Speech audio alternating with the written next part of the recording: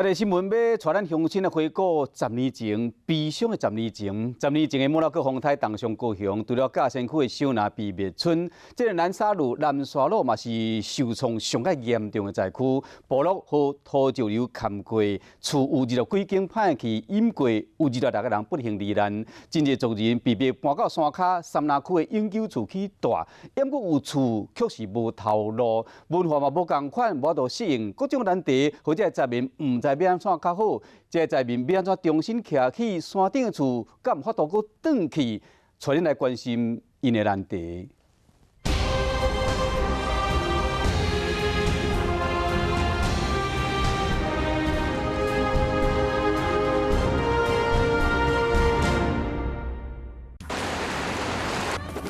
莫拉克侵袭南台湾，各样山区到处拢破坏去，翠绿山林被大水吞去，民众拢是踏落道路断桥，也个被土石淹去，冲害去放下。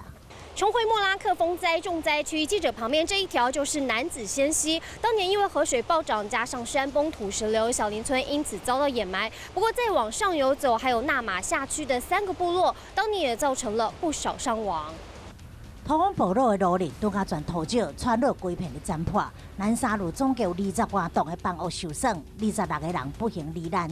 在后，政府将南沙路为作是危险居住地，要求迁村，多数族人迁到山脚山林大的乡区。山顶嘛对原本的160户削减剩10多户人家。把我们丢到山林，你看还要过一个区呢，甲仙区啊。你说原住民把你丢到没有地方住，没有电。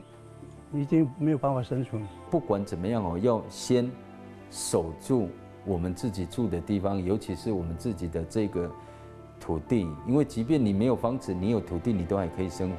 永久物住在那个地方，除了房子还是房子，你就会变相很辛苦去找这个就业工作机会。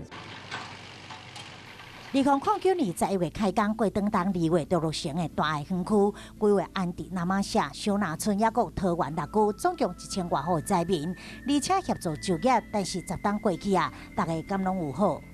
他们第一期进来的就是用筹钱，然后我们第2期的就是被分配。38岁王阿玲，伊是桃园区的灾民，住伫大爱村，不比较早伫山顶，会当自给自足，生活习惯甲文化的冲击，嘛得爱重新适应，互居民担忧的也有居住安全。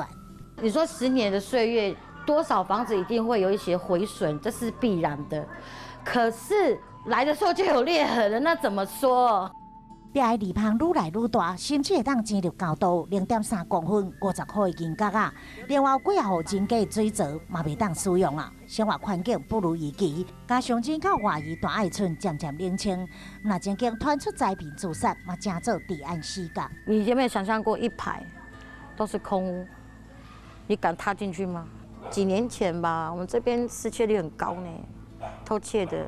像我就是其中之一啊，我还睡在客厅呢，我的热水器被拔走了，我都还不知道。2009年底，高雄灾区10外的村落，曾经动员上百的村民上街游行，要求灾后重建，袂当只有政府甲专家主导，嘛要拥纳村民的声音。10档后，咱听到同款的申诉甲检讨。救灾的时候要快，但是重建其实要慢，你必须要预留一些空间，让他们可以有稍微比较充分的讨论，以至于决定他们日后要怎么去发展。重建不是一个重建会成立，然后我们5年结束就解编了。我一直呼吁政府应该有一个单位，你小单位也好，一直累积在那边累积经验，然后他一直在协调 NGO 的资源。那每一个地方发生灾害以后怎么安置？要做这些计划，然后也要演练。过程里面，莫拉克里面，我学到很多，然后我相信大家都学到很多。那这个是台湾最珍贵的资产。重建过程无变通的政策，甲欠缺沟通，失去外界好意，造成部落分裂，嘛正做真侪灾民10档来上大遗憾。